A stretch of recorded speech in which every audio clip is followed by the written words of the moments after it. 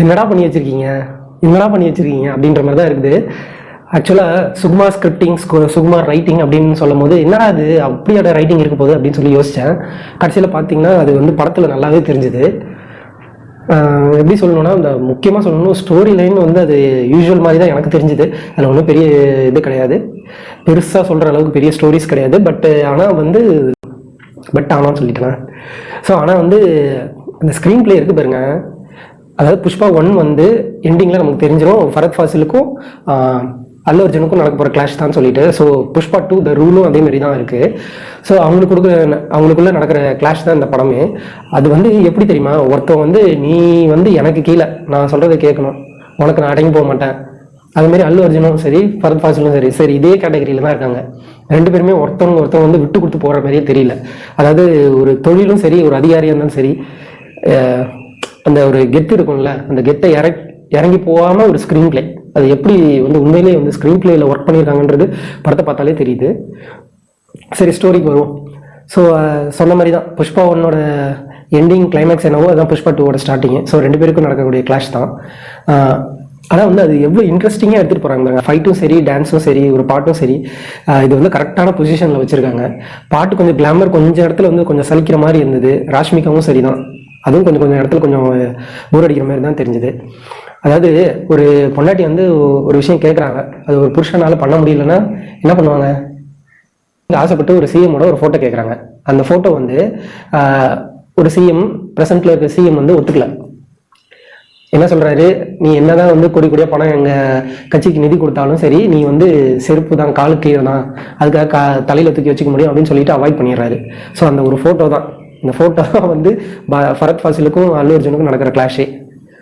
So இவர் அது வந்து ஒரு எம்எல்ஏ மூலியமாக தானே அந்த சிண்டிகேட்டுக்கு வந்து ஒரு ஹெட்டாக போனார், ஒரு தலைவனாக ஆனார். ஸோ அதே மாதிரி அந்த எம்எல்ஏ வந்து நீ சிஎம்மாக இருந்தால் என்ன பண்ணுவேன் அப்படின்னு சொல்லி கேட்குறாரு. நானாக இருந்தால் புஷ்பா கூட ஜாலியாக நின்று ஃபோட்டோ எடுப்பேன் அப்படின்னு சொல்லி சொல்கிறாரு. அப்போ நீ சிஎம் ஆயிரு அப்படின்னு சொல்லிட்டு எவ்வளோ ஆகும்னு கேட்குறாரு. 100 கோடின்னு சொல்கிறாரு. அதுக்கு இவர் வந்து 1000 கோடி தரேன், நீ சிஎம் ஆயிரு அப்படின்றாரு. அப்புறம் போய் பார்த்தா அந்த டீல் பேசுகிறாரு. செம்மர கடத்தல் வந்து ஸ்ட்ரெயிட்டாக யார் வந்து சப்ளையரோ இன்டர்நேஷனல் லெவலுக்கு போகிறாரு. ஸோ அங்கே போய் டீல் பேசுகிறாரு. ஒரு 1000-2000 கோடி இது பண்ணுறாரு, டீல் பேசி முடிக்கிறாரு.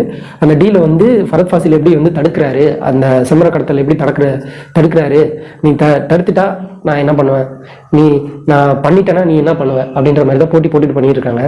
ஆனால் சொல்லணும்னா எப்போ ஃபரத் ஃபாசிலோட ஆக்டிங் இருக்கு பாருங்க, வேற லெவலில் இருந்தது.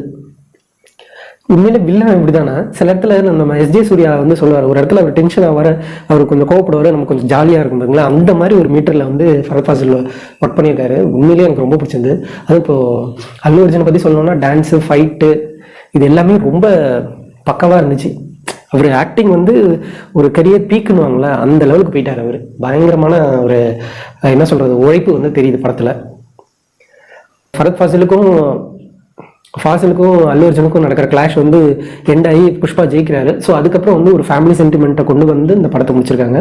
ஸோ ஆல்ரெடி நமக்கு தெரியும், புஷ்பா 1ல் வந்து புஷ்பா வந்து ஒரு செகண்ட் ஒய்ஃபுக்காக பிறந்த பையன், அவங்க அண்ணன் அவரை ஏற்றுக்க மாட்டேங்கிறாரு.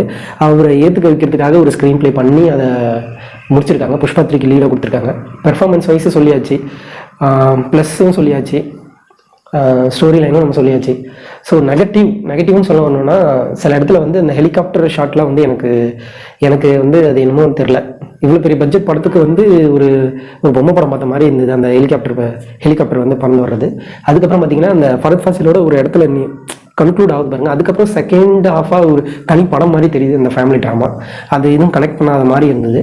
பட் அது வரையுமே வந்து நீயா நானான்னு போயிட்டு இருக்கு. அந்த இடமே வந்து நம்ம வந்து என்கேஜாக இருந்தது. ஃபரத் ஃபாசில் அந்த கதை முடிஞ்ச பிறகு பார்த்தீங்கன்னா ஃபேமிலி ட்ராமா வரும்போது கொஞ்சம் வந்து ட்ரிம் பண்ணியிருக்கலாம், இல்லை ஸ்டோரி கொஞ்சம் ஸ்பீடப் பண்ணியிருக்கலான்ற மாதிரி தெரிஞ்சுது. மற்றபடி ஓவராலாக பார்த்தீங்கன்னா படம் வந்து ஒரு பக்கா என்டர்டெய்னர், தேட்டரிக்கல் மூமெண்ட் நிறையா இருக்குது. கண்டிப்பாக மிஸ் பண்ணாமல் தேட்டரில் பாருங்கள். இந்த ரிவ்யூ உங்களுக்கு பிடிச்சிருந்தா நம்ம சேனலை சப்ஸ்கிரைப் பண்ணிக்கோங்க, அந்த பெல் நோட்டிஃபிகேஷனை கிளிக் பண்ணிக்கோங்க. நெக்ஸ்ட் வீடியோவில் பார்க்கலாம். Until then take care everyone.